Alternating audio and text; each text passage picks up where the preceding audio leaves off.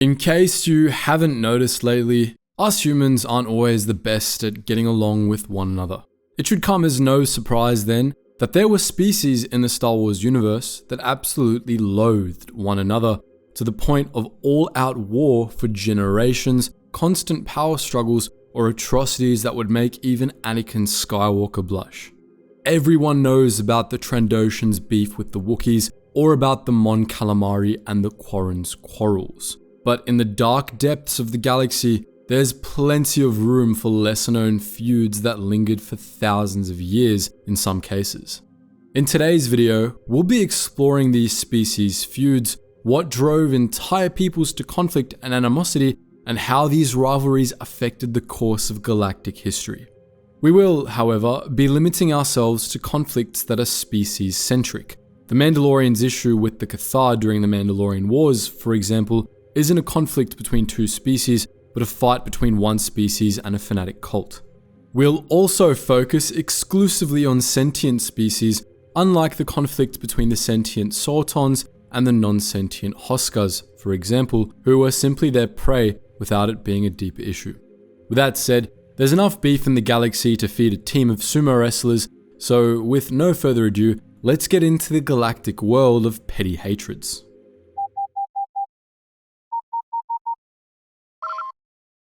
Attention, Sergeant on deck! The first conflict we'll be looking at today is rather interesting as it involves one very well-known species and one we're willing to bet most of you have never heard of before. On the one hand, we have the Bothans, hailing from Bothawoi, which was located in the Mid-Rim. Bothans were a sentient species infamous for their intelligence-gathering abilities and subterfuge, which made them both excellent politicians and spies. Although officially a member of the Galactic Republic for millennia, the Bothans were infamous for remaining neutral during any large-scale galactic conflicts. However, their neutrality was less staying out of the conflict and more playing with both sides. You see, Bothan space was most famous for its spynet, a network of spies and slicers that gathered intelligence from around the galaxy and sold it to the highest bidder. During the Clone Wars and later the Galactic Civil War, Bothawoi insisted on remaining neutral and selling intelligence to both sides. Even when the Confederacy of Independent Systems invaded them multiple times, the Bothans and their colony worlds refused to openly side with the Republic. This neutrality was a byproduct of their culture. Bothan culture was guided by an ancient text known as the Way, in which the pursuit of influence and power was set as the pinnacle of Bothan goals. In obeisance to the Bothan Way, individual Bothans put their own advancement over that of anyone else, and as a species, they cared more about their own profit and influence than they did about pesky things such as totalitarianism or justice. In that sense, they weren't the friendliest bunch, which is likely why the Leresai had beef with them. Now, the Leresai were the native species from the planet Leresen in the Leresen sector of the Mid-Rim, known for their surprisingly melodious voices. They were close to Bothawoi, but at least unlike some of the other rivalries we'll be talking about later, at least they weren't in the same system. In 19 ABY, during the Kamas document crisis, 2 Leresai were killed in a riot on Bothawoi. According to Leresai law, which was summarized as life for life, 1 guilty for himself, or 10 innocent of his tribe, they expected justice to be dished out for their 2 dead citizens. When Bothawoi refused to give up the guilty security guards, the Leresai decided that meant the Bothans would instead prefer to give up 20,000 Bothans in exchange for the 2 dead Leresai. To achieve this, they destroyed a zero-gravity crystal factory in Bothawoi's orbit. The New Republic forces attempted to stop the Leresai warships, but their starfighters had been sabotaged and were unable to prevent the destruction of the factory. To give you an idea of how seriously they took their own laws, the Leresai not only killed 21,000 people within that factory, but also openly admitted to sabotaging the New Republic's fighters, since the act was in the name of administering justice and thus was honorable. Needless to say, the 2 species relationship never quite recovered, and a deep-seated resentment remained. Perhaps the most famous species feud of all time has to be the conflict between the reptilian Trandoshans and the furry Wookiees of Kashyyyk. From Star Wars The Clone Wars to The Bad Batch, we've seen many examples of violence between these 2 species, almost exclusively perpetrated by the Trandoshans. The core of the issue, as many of you surely already know, was the way the Trandoshans lived their faith. The deity at the heart of the Trandoshan religion was known as the Scorekeeper, a being that represented honor and aggression. The Trandoshans' faith was at the heart of their culture and way of life, and thus it permeated into every aspect of their interactions with the outside world, and Kashyyyk was unfortunate enough to be in their home star system. According to their faith, each Trandoshan had a degree of worth in the eyes of the Scorekeeper, and this value was measured in Juggernaut points. To earn Juggernaut points, Trandoshans had to act with extreme aggression and take down powerful opponents. Each kill brought them points, but combat also brought risk. The Trandoshan could lose all the points they'd accumulated if, during a fight, they suffered a humiliating defeat. They could, however, recover their points if they succeeded in killing the enemy that had bested them. In this sense, they had built a system of accumulating and transferable value that was central to every aspect of their lives. These points were precisely why so many Trandoshans became slavers or bounty hunters. Those professions put them in the perfect position to hunt and bring down powerful enemies. The more powerful the enemy, the more points they would earn in the eyes of their goddess.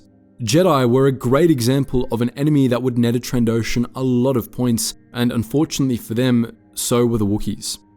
In case you've somehow never seen a Wookiee before, these guys are built. Standing at over 2 meters tall, Wookiees were walking, bulking mountains of muscle that could rip your arm clean off your body, then beat you to death with it. They had incredible physical strength, which they augmented with ingenious weapons they built themselves, such as energy crossbows. And if all that weren't enough, they had huge fangs and claws that could rip unorganic to shreds, at least if using them wasn't against the Wookiee honor code. Altogether, Wookiees were incredibly powerful beings, and any sane person facing one down would throw their hands up in surrender, apologize, and back the hell away. Not Trandoshans though. These score-obsessed lizards only had Juggernaut symbols in their eyes when looking down a Wookiee, and they made a sport out of killing and skinning Wookiees. They even had a point system for their fluffy hides. The rarer the breed of Wookiee, the more points they earned for killing them. For decades before the Clone Wars broke out, the two species had been at each other's throats. Trandoshans committed several crimes against the Wookiees of varying severity. Some only hunted and killed Wookiees after traveling to the jungle world of Kashyyyk. At one point, they tried to assassinate the Wookiee senator representing their sector in the Galactic Senate, then vied for favor with the Trade Federation in order to get their own senator, which we have to admit is fairly complex interference. But all these were only died atrocities compared to what came after the Galactic Empire rose to power. After the declaration of a new order in 19 BBY, the Empire began bombing Kashyyyk, then occupied the planet. Seeing an opportunity to score some points and credits, the Trandoshans selflessly volunteered that the Empire collect Wookiees as slaves.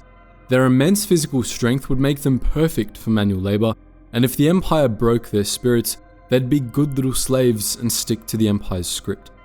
Given that we're talking about the Empire, a government well known for its human-centric views, it should come as no surprise that they agreed enthusiastically. Thus, on behalf of the Empire, the Trandoshans swarmed the jungles of Kashyyyk, leading organized slavery runs into the villages, capturing Wookiees, burning their homes down, and generally making merry hell. One well-known band of slavers was the 5-man crew operating under the Jante brothers. Now, as we mentioned earlier, the violence in this feud was mostly one-sided. It was always the Trandoshans that launched raids against the Wookiees. That said, the hatred was very much mutual. After all the violence committed against them, the Wookiees held a very bitter prejudice toward all Trandoshans. And if you know anything about a Wookiee's hot temper and scant impulse control, you can be sure that any Wookiee who encountered a Trandoshan would rip arms off first, ask questions later. Thus, the two species were locked in a never-ending feud of violence measured in Juggernaut points and needlessly spilled blood. A much lesser-known species feud belonged on a much lesser-known planet out in the allied Tyon sector of the Outer Rim. This planet was known as Voss, and it was most famous for its beautiful scenery, its murderous fauna, and its dark heart in the Nightmare Lands, an area so polluted by the dark side it had twisted everything around into, well, nightmares. On this merry planet lived two sentient species, the Voss and the Gormak, and they were sworn mortal enemies. On the one hand were the Voss, a species of sentient humanoids with an incredibly high rate of force sensitivity. They lived in a single city, their capital of Voska, located on top of a mountain. As a general rule, the Voss prized living in harmony with their environment. Despite their access to modern technology, they relied heavily on traditional craft such as stone buildings instead of metal ones. This focus on harmony and balance extended to their culture, which was centered around the mystic guidance of the Force. The highest power in Voss society was the Council of Three, a ruling body made up of respected elders. But the Three couldn't just make decisions. As we mentioned, the Voss put much emphasis on the guidance of the Force, and thus any decision, no matter how small it might be, had to begin as a vision. For this purpose, there were the Voss mystics, gifted Voss Force sensitives who would meditate at nexus points rich in the Force, such as the Shrine of Healing or the Tower of Prophecy, until they experienced Force visions. These visions were then brought to the Interpreters, a group of Voss responsible for understanding the meaning behind the vision. Once the Interpreters had ascertained the meaning of the vision, the Council of Three would decide how best to act in order for the vision to be heeded. These Force visions were at the heart of Voss society, and they were taken very seriously. The Voss believed their visions were never wrong, and that they served the greater good every time forever. Even if the execution of a vision brought great suffering in the short term, the Voss were convinced that it was all part of a grander plan. As an example, one vision led to a bloody civil war and mass starvation, but it was still seen as a good thing. To become a mystic or an interpreter, the Voss had to train for years. Simultaneously, they all served a stint as part of their planetary security force, the Voss Commandos. Overall though, they were a peaceful people focused on harmony, balance, art, and just being in tune with the galaxy. Their neighbours, the Gormak, were an entirely different matter. These green-skinned sentients were the other and far more populous sentient inhabitants of Voss. Unlike the Voss, who lived in a beautiful walled city with stunning architecture and intricate art, they lived out in the plains in battle camps, which suited them much more. The Gormak were a vicious and warlike people. Not much is known about their culture, other than that they were very gifted with technology and obsessed with becoming starbound. What we do know is that they were frightfully hostile toward any non-Gormak, and by definition this extended to their planetary neighbours, the Voss. Ironically enough, the Voss had actually evolved from Gormak a very long time ago, though this fact had been lost to history. A long time ago, the Sith had visited Voss and ignored the then pre-agricultural Gormak. When the Jedi followed them to the planet, some Gormak were drawn toward their teachings, and it was these Gormak that developed into the Voss. What was left after their split evolution was an eternal war that waged endlessly on Voss. When either side saw the enemy, they would attack. The Gormak raiding parties were common, while the Voss were content with defending their city and driving the Gormak back to the savage lands.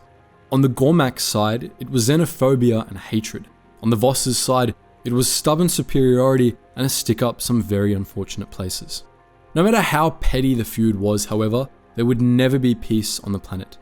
Once upon a time, the Voss had received a vision that foretold of the end of the Voss when the last Gormak died. The interpretation of this vision led the Voss to believe that, should they ever exterminate their violent, unruly neighbours, they would also meet an unsavoury end. And so, while the Gormak genuinely tried to end them, the Council of Three had decreed that they would defend their lands and people, but never truly push to win this war. Victory would mean the death of the Voss. And so, the Eternal War got its name, locking the two species together for the rest of living memory. Our next entry on the list is a minor one compared to the likes of Wookiee and Trandoshan issues, but not all species conflicts had to blow up into fandom legendary messes to matter. In the expansion region, there were two planets that orbited each other along the Corellian run. Their names were Osarian and Rhommamool, and both were fairly terrible places to live. Osarian, the larger and wealthier of the two planets, was an inhospitable desert world. However, its surface was dotted with crystal clear lakes with white sandy beaches along their shores, which made life a little bit more manageable for the native Osarians. In contrast, Rhommamool was more of a wasteland with a severe shortage in even the most basic of resources like water. The two planets had shared a government, but it was almost exclusively run by Osarians who used their wealth to take advantage of their twin planet. Despite the incredibly harsh conditions on Rhommamool, Osarians used it as a dumping ground for their convicted criminals and exploited Rhommamool's ore reserves for their own profit. As you can imagine, this bred a deep-seated resentment from the part of the Rhommamools. With the way the two planets orbited each other, their orbits brought them within 1 million kilometers of each other every 10 years. With this closer distance, hostilities between the two worlds always flared up. As a general rule, open warfare wasn't a significant threat, as neither planet had much in the way of space forces, but when their orbits brought them closer together, they were within missile striking distance of one another, and you best believe missiles flew for the time they were within range. During what was called the Osarian-Rhommamool conflict in 25 ABY, Nom Anor, a Yuuzhan Vong that was getting involved in other people's business, orchestrated yet another iteration of this war, spurring the Rhommamoolians into bombing Osarian viciously. Missiles fell on Osa Prime, Osarian's capital city, and huge red thermonuclear blast clouds appeared over the planet, presumably harming millions of their planetary neighbors. These two, at least in general, kept it mostly civil though. Unlike the Osarians and the Rhommamoolians, however, some rivalries had definitive ending points. One excellent historic example was the violent feud between the Taungs and the people they called the Gel, who would later go on to be known by the name Humans. Some of you may have heard of them. This story takes place tens of thousands of years before the birth of the Republic on Coruscant, which was then known as Notron. As with Voss, there were two sentient species who called this planet home, and they couldn't stand one another. You probably know the Taungs are the progenitors of the Mandalorian legacy. They were the OG Mandos before they had taken that name, and many of the Mandalorians' later beliefs and culture were remnants of the Taungs' faith, culture, and honor system.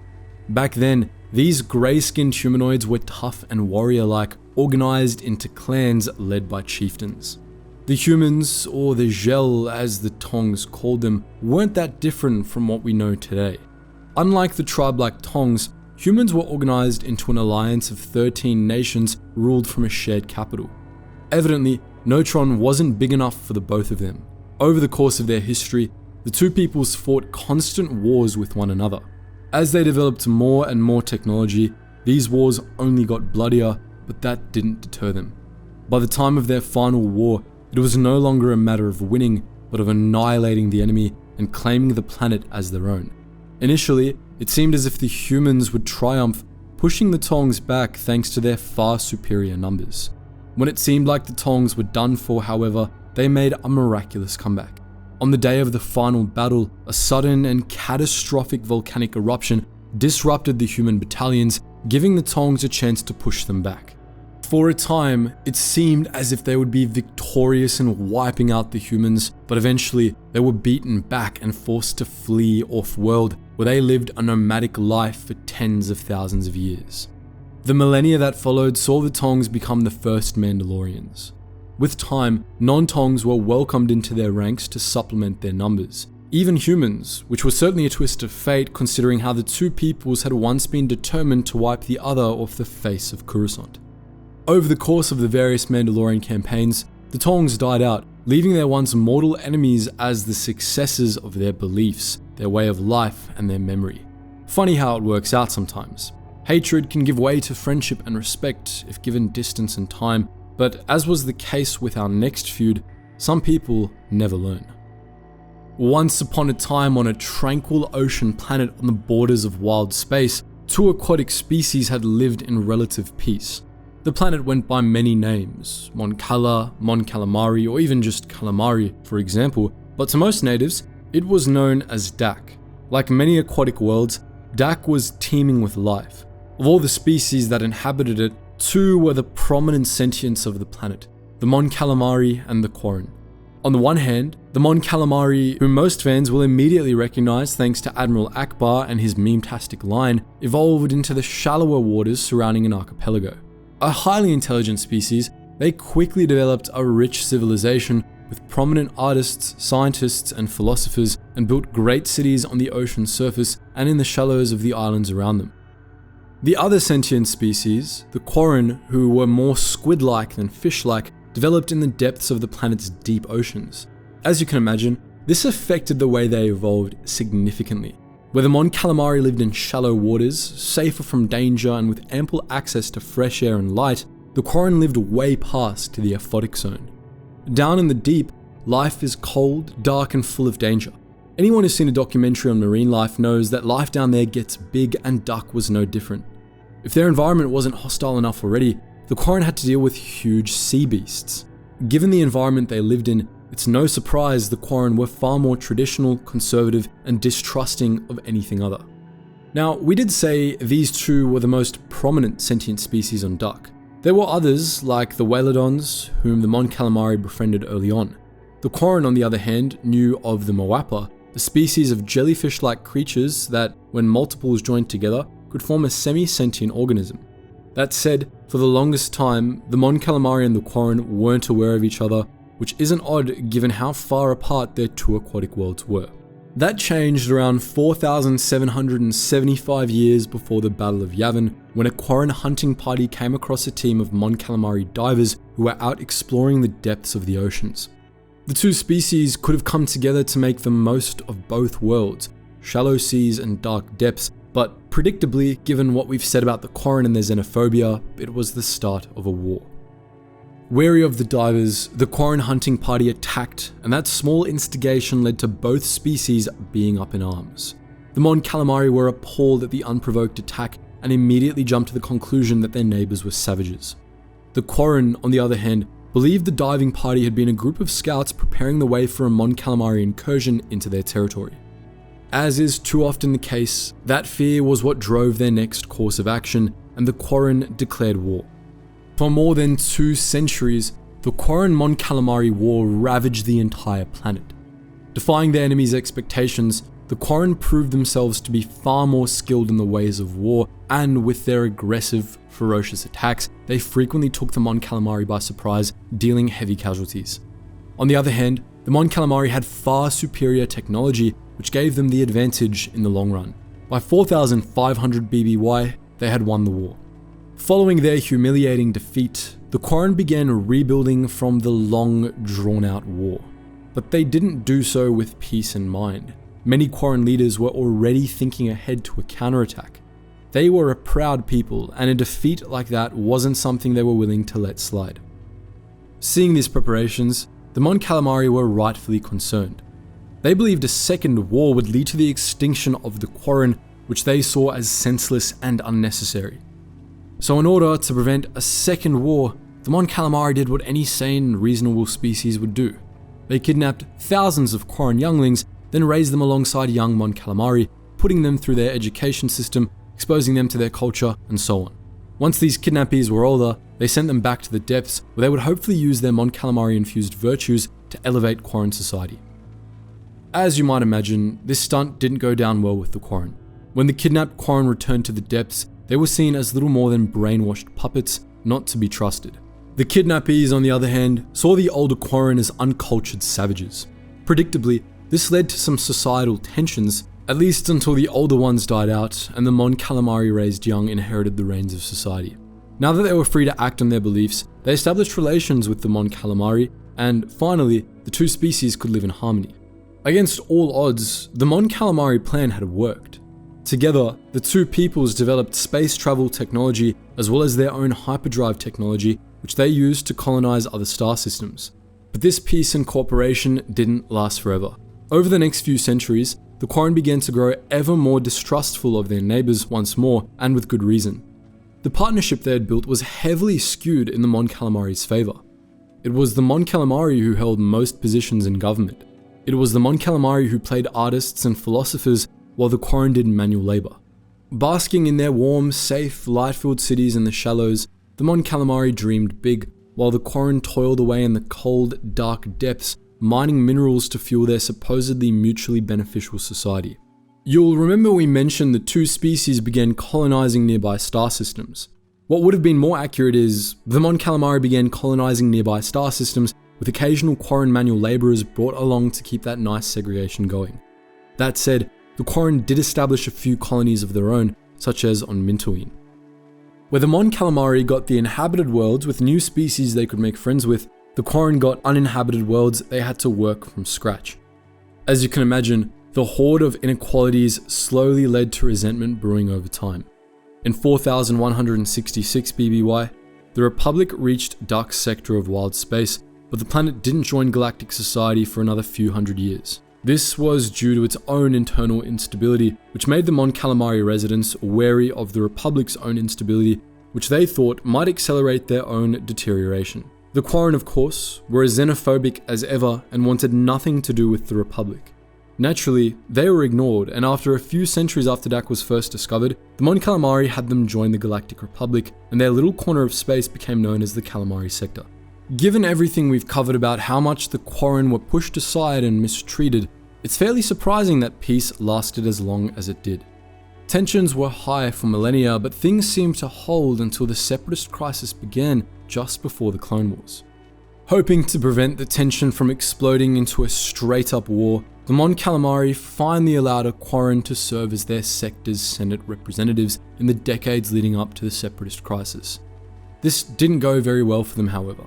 When the Separatist crisis began, the Quarren senator, Tikes, became corrupt and made deals with Thalassian slavers for them to pillage the outer colonies of the Calamari sector.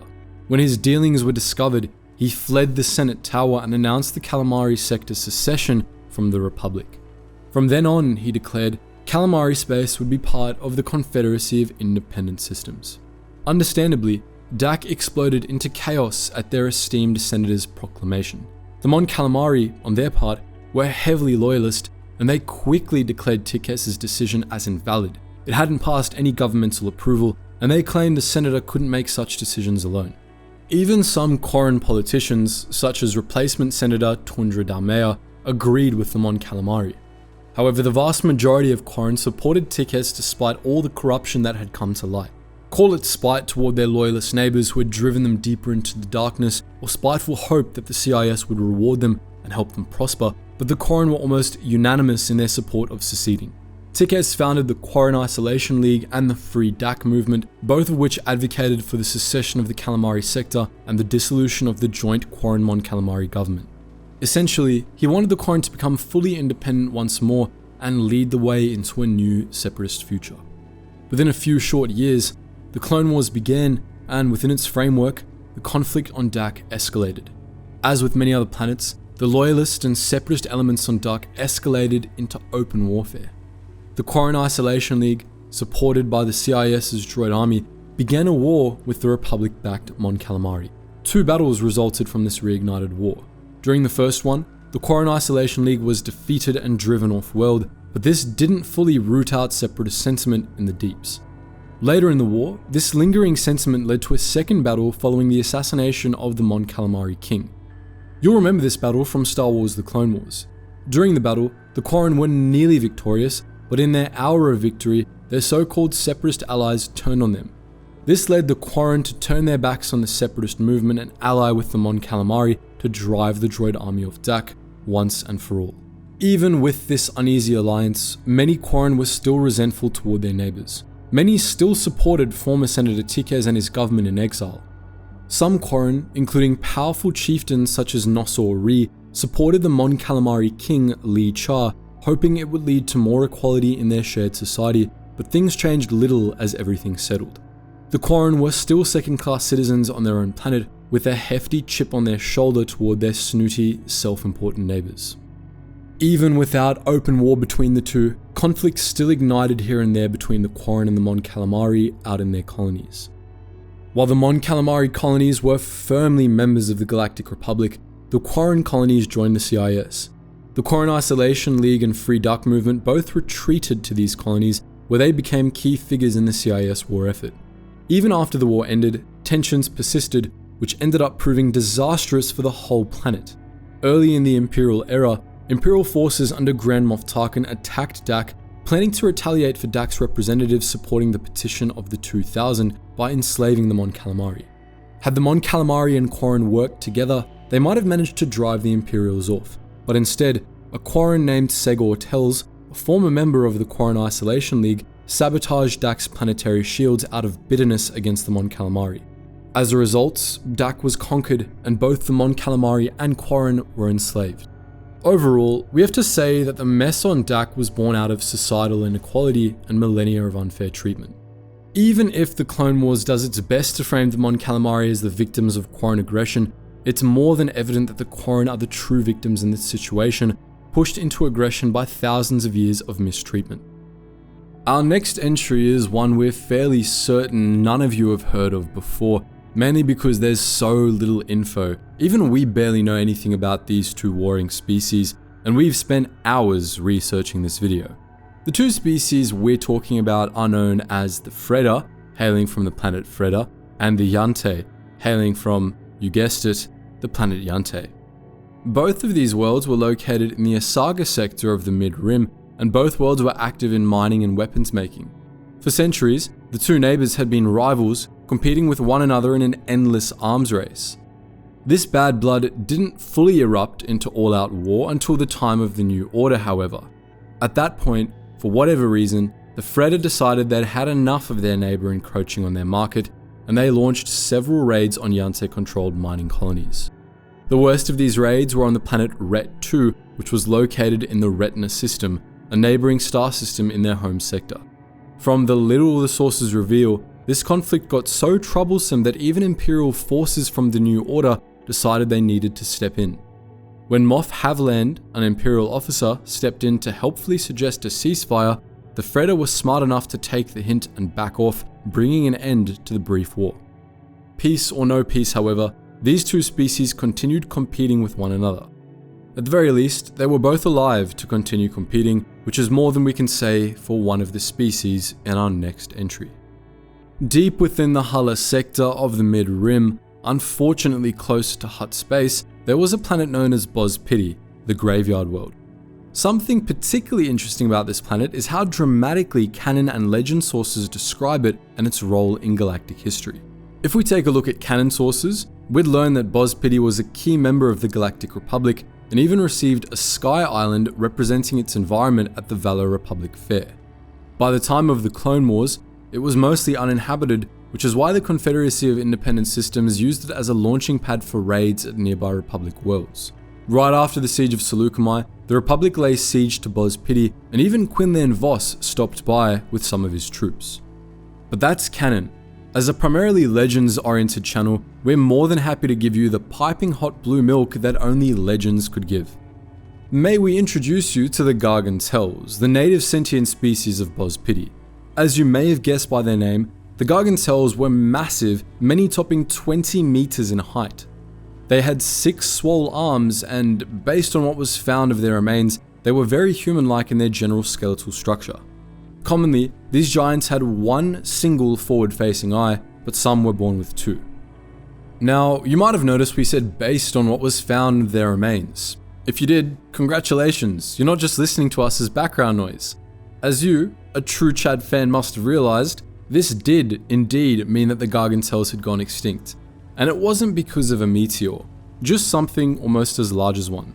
Enter the Hutts, a different species renowned the galaxy over for ruining things for other people. Our story takes place during the Ductavis era, which lasted from 10,966 to 9,000 BBY. This period was considered a time of rebuilding after Supreme Chancellor Contis Pex I and his Pius Dea cult had caused untold suffering and destruction across the galaxy. While the Republic was busy putting itself together, the Hutts were exploring their neighboring systems, which is when they came across Boz-Pity and its local giants. When the Hutts encountered the Gargantelles, all they could see were profit margins. As was the case with the Wookiees many millennia later, the Hutts thought these giants would make for excellent manual labor slaves, then went out of their way to enslave them. The Gargantelles, pretty understandably, were not on board with this plan and resisted fiercely. The Hutts, never ones to be thwarted by something as trivial as consent, launched several missions to try and enslave the Gargantelles. Altogether, 7 Nikto invasions were launched. After those failed, 4 diplomatic Tlander-Til missions reached the planet. All 11 met with the same fate.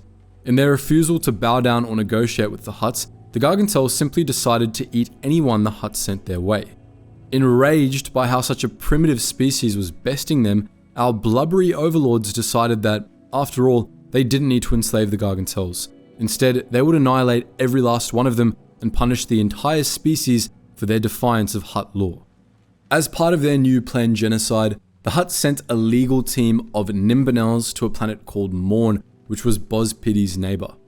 Now, Morn was inhabited by the barest sense of the word. The only inhabitants were the Electric Caliphs, 10 millennia-old droids that had once belonged to Sultan Nastuonodon, their maker.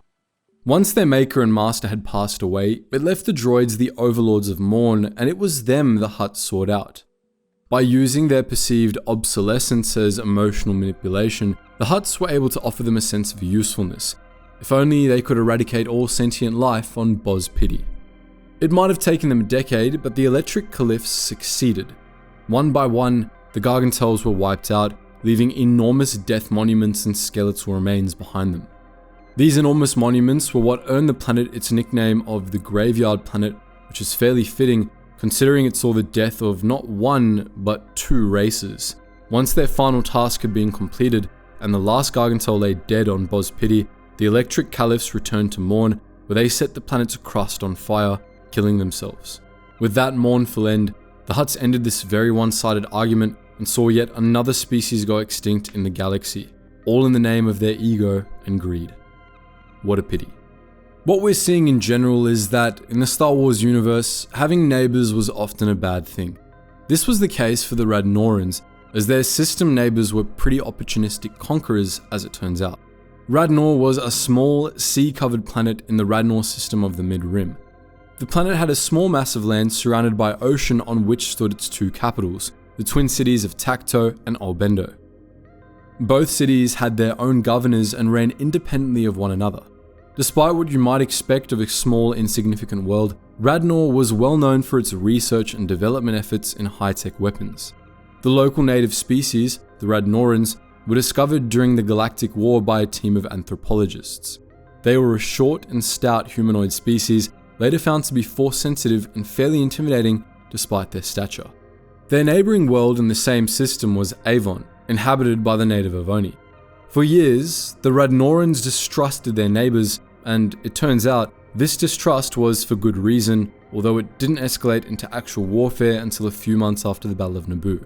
At this time, a Radnoran scientist by the name of Galen developed an incredibly deadly bioweapon along with his sister, Curl. Unlike other bioweapons, this one was based on an organic agent that acted once inhaled into the lungs, and not on a virus or a toxin. When Avon caught wind of this development, they sent Dol Heap, an Avoni ambassador, to arrange for Avon to purchase the bioweapon, as well as broker an exclusivity agreement with the Radnoran scientists. Although Galen was eager to exchange weapons for credits, his sister refused, going off their people's long-standing distrust of the Avoni. Infuriated by Curl's refusal to sell him the weapon, Dol Heap then bribed Galen with riches beyond his imagination to unleash the bioweapon on his own people, which he astonishingly agreed to. The toxin spread throughout Radnor, varied on air currents, and even from one Radnoran to another. It proved so potent that even a Bacta bath wasn't enough to cure the afflicted. As a result, millions died in Albendo, and soon, millions more would follow in Tacto. At the same time, the Avoni sent out a fleet of warships that remained in orbit around Radnor, aware the coast wasn't clear to land, but poised and ready to do so the moment the bioplague had run its course. After most of Radnor's government officials had fled off-world, Galen took over coordinating the evacuations. When a team of Jedi Masters and their Padawan arrived to help with the rescue efforts, Galen sent the Masters to the isolation sector from which they couldn't return without fear of spreading the disease further. He hoped to contain the Jedi threat in uncovering his hand in the disease's creation, but he underestimated their Padawan. The 3 apprentices were able to uncover the truth and expose Galen's criminal activities and ulterior motive, helping the Avoni take over Radnor once all its citizens had perished. By the end of the bioplague, Galen had been arrested by the Jedi, and his sister was content with him rotting in jail. Dol Heap and the Avoni, however, escaped justice completely because everyone wanted to avoid the laborious senatorial mess that would inevitably have to happen to bring them to justice. This, unfortunately, is all too familiar an issue. When justice is paywalled behind a mountain of bureaucratic tape, it only leads to instigators going unpunished. Then, when they inevitably commit a different atrocity, all those who fail to act speak out against the inefficiencies of the justice system and how terrible it is that nothing can really be done. And to end this video on a slightly less morbid note, we would be remiss if we didn't mention the blatant feud everyone had against droids. If you're a long-time fan, you'll know that we here at Geetsly feel very strongly about droid rights. Time and time again, we've seen droids of all shapes and sizes showing clear signs of sentience. From humorous quips that certainly weren't programmed into them, to droid-only bars where they could relax after work, to even invocations of a god, droids in the Star Wars universe were, in our minds, completely sentient. And yet, Organics the galaxy over treated them like objects. They would buy, sell, and scrap them at their whim, place restraining bolts on them to restrict their expressions of free will, and otherwise subjugated them at least as badly as any Hutt or Imperial slave. In most cases, droids were even treated worse than slaves, as their sentience was outright ignored, whereas with most organic slaves, it was just disregarded. What made it worse was that droid slavery wasn't just committed by the bad guys. No matter what side they were on, almost every droid owner in the galaxy treated their droids like tools to be used and discarded when they had outlived their usefulness. And in that sense, we would have to argue that droid slavery is the worst and most far-reaching species crime committed in the Star Wars galaxy. Fight us. But what do you think? Are there any other obscure species rivalries you feel we missed out on? Are you a proponent of droid slavery, or are you a Chad droid rights supporter?